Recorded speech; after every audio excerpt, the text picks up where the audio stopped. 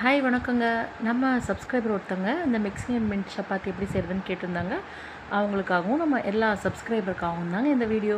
So வாங்க எப்படி செய்கிறதுன்னு பார்க்கலாம். ஸோ இந்த மாதிரி மசாலா பொருள் இருக்குது இல்லைங்களா, கிராம்பு, லவங்கம், ஏலக்காய், பெருஞ்சீரகம்னு சொல்லக்கூடிய சோம்பு, சீரகம், மிளகு இதெல்லாமே 1/4 ஸ்பூன் எடுத்துக்கலாங்க. அதுக்கப்புறம் நான் ஒரு 10-15 கற்பூரவள்ளி இலை வந்துட்டு கழுவி வச்சுருக்கேங்க.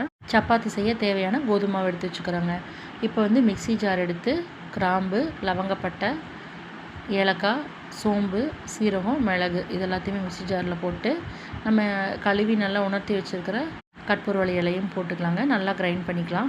இதில் உங்களுக்கு தேவைப்பட்டுச்சுன்னா புதினா கொஞ்சம், கொத்தமல்லி தலையும் போட்டுக்கலாங்க. சப்பாத்தியில் கொஞ்சம் க்ரீனிஷாக கிடைக்கும். ஸோ இந்த மாதிரி கொரகொரப்பாகவும் அரைச்சிக்கலாங்க தண்ணி ஊற்றி, இல்லை நான் ஸ்மூத் பேஸ்ட்டாக வேணுனாலும் நீங்கள் அரைச்சிக்கலாம். ஸோ இப்போ கோதுமை மாவு எடுத்துகிட்டு அதில் தேவையான உப்பு போட்டுக்கலாங்க. உப்பு போட்டுட்டு இப்போ நம்ம மிக்சியில் அரைச்சி வச்சுக்கூடிய அந்த கலவையை வந்துட்டு இதில் போட்டுக்குங்க. போட்டுட்டு ஃபஸ்ட்டு கையில் வந்துட்டு தண்ணி ஊற்றாமல் பிசைஞ்சுக்குங்க. தேவைப்பட்டால் தண்ணியை வந்து தெளித்து இதில் வந்துட்டு நம்ம பிசைஞ்சுக்கலாங்க மாவை. ஸோ மாவு பார்த்திங்கன்னா நமக்கு இந்த மாதிரி லைட் க்ரீன் கலரில் கிடைக்குங்க. இதே நம்ம புதினா கொத்தமல்லிலாம் போட்டிருந்தோம் இன்னும் கொஞ்சம் க்ரீன் கலர் நல்லா விசிபிளாக தெரியுங்க.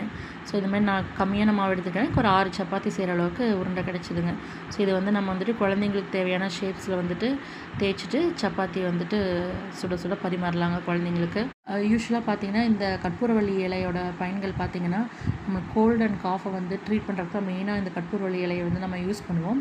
அதே ஸ்கின்னில் வந்துட்டு பார்த்திங்கன்னா ஏதாவது ரேஷஸ் இல்லை ஏதாவது புண்ணாயிடுச்சு அப்படின்ற பட்சத்தில் இந்த இலையோட சாரை வந்து அதில் அப்ளை பண்ணலாம் அப்படின்னு சொல்கிறாங்க. அந்தமாதிரி தலையில் பார்த்திங்கன்னா ஸ்கேல்பில் வந்து இச்சிங் இருக்குது, பொடுகு இருக்குது அப்படின்னா கூட இந்த இலையை வந்துட்டு பேஸ்ட்டாக அரைச்சி அப்ளை பண்ணால் க்யூர் ஆகும் அப்படின்னு சொல்கிறாங்க.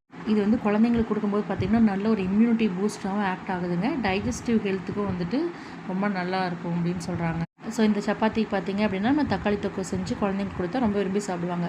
இந்த மாதிரி வீடியோஸ் உங்களுக்கு வேணும்னா மறக்காமல் நம்ம சேனலை சப்ஸ்கிரைப் பண்ணிடுங்க. உங்கள் ஃப்ரெண்ட்ஸ் அண்ட் ஃபேமிலிஸ் கூடயும் ஷேர் பண்ணுங்கள். தேங்க்ஸ் ஃபார் வாட்சிங்.